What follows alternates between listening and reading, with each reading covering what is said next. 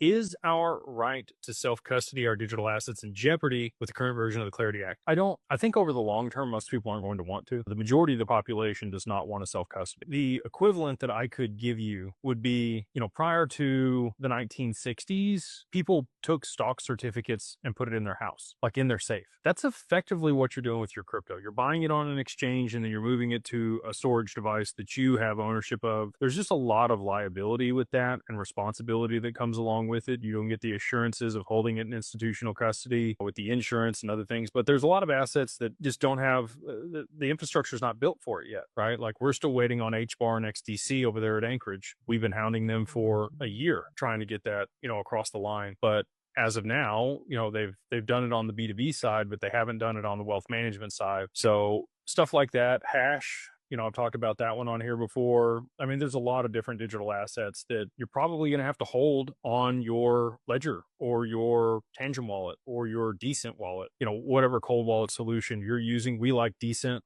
I think it's people's right to self custody. If you wanted your stock certificates, you could probably go get them, but I don't know how many people are going to do that at this point.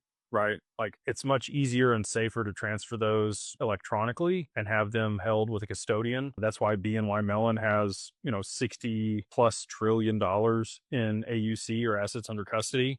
I think that people over the long term, especially as quantum computers and other things come to market and are at scale, there's just going to be a lot more potential for loss. Not that there isn't already. People get scammed all the time. Unfortunately, I don't think it's in jeopardy. We actually advocated when we worked with the SEC to draft the rules for that people could still hold assets on their own cold wallet. So with all that being said, I don't think it's going to go away anytime soon, but I do think that there will be, probably an adoption of institutional custody at scale. And we're working on solutions for that right now.